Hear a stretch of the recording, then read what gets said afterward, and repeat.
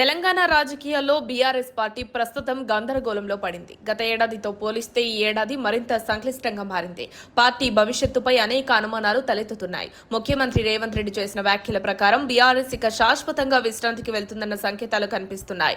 ఈ మౌన బాధల వెనుక జరుగుతున్న పరిణామాలు, పార్టీ ముఖ్య నేతల నిశ్శబ్దం, అంతర్గత విభేదాల సంకేతాలు తీవ్రంగానే కనిపిస్తున్నాయి. బీఆర్ఎస్ అధినేత కేసీఆర్ కుమార్తె కల్వకుంట్ల కవిత తన తండ్రికి రాసిన ఓపెన్ లేఖ రాజకీయ వర్గాల్లో ప్రకంపనలు పుట్టించింది. తన అభిప్రాయాలను ధైర్యంగా, ఆవేశంగా వ్యక్తం చేసిన కవిత ఈ లేఖలో అనేక సంచలన విషయాలను ప్రస్తావించారు. ముఖ్యంగా బీజేపీతో బీఆర్ఎస్ మధ్య ఉన్న సంబంధాలను బహిర్గతం చేయడంతో పార్టీలోని కొంతమంది నేతలు అసలైన విషయాన్ని తప్పుదోవ పట్టించేందుకు ప్రయత్నిస్తున్నారు.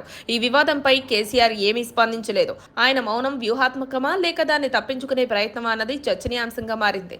గతంలో తన తనయుడు కేటీఆర్ కు సంబంధించి ఓ కేసు వచ్చినప్పుడు కూడా ఆయన స్పందించలేదు. రాజకీయాలు, పరిపాలనపై పలు గ్రంథాలు చదివిన కేసీఆర్ కు తన పార్టీలో జరుగుతున్న అసంతృప్తులు తెలియకుండా ఉండే అవకాశం లేదని విశ్లేషకులు అభిప్రాయపడుతున్నారు. బీజేపీ శాసనసభాపక్ష నేత ఏలేటి మహేశ్వర్ రెడ్డి చేసిన వ్యాఖ్యలు మరింత చర్చనీయాంశమయ్యాయి. బీఆర్ఎస్ లో నలుగురు ముఖ్య నేతల మధ్య పోరాటం జరుగుతుందని, ఇది గతంలోనే తాను ఊహించానని చెప్పారు. కవిత అసంతృప్తికి మూలం పదవులు, ఆస్తుల పంచాయతీనేనని వ్యాఖ్యానించారు.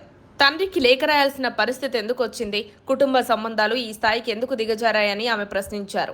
బీఆర్ఎస్ పార్టీ బలహీనపడుతోందని, బీజేపీ ప్రత్యామ్నాయ శక్తిగా ఎదుగుతోందని ఆమె స్పష్టమైన మాట చెప్పారు. ఈ పరిణామాలన్నింటినీ చూస్తే బీఆర్ఎస్ పార్టీ భవిష్యత్తు మరింత సంక్లిష్టంగా మారే సూచనలు స్పష్టంగా కనిపిస్తున్నాయి. రానున్న పంచాయతీ ఎన్నికల్లో కవిత స్వయంగా అభ్యర్థులను రంగంలోకి దించే యత్నాలు చేస్తుందన్న వార్తలు పార్టీలో ఉన్న అంతర్గత సంక్షోభాన్ని మరింత బలపరిచాయి.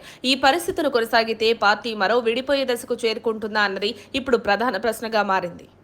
మరిన్ని అప్డేట్స్ కోసం మా కాయ్ టీవీని సబ్స్క్రైబ్ చేసుకోండి. మా వీడియో కనుక మీకు నచ్చినట్లయితే లైక్ చేయండి, షేర్ చేయండి. మీ విలువైన అభిప్రాయాలను కామెంట్ బాక్స్లో తెలియజేయండి.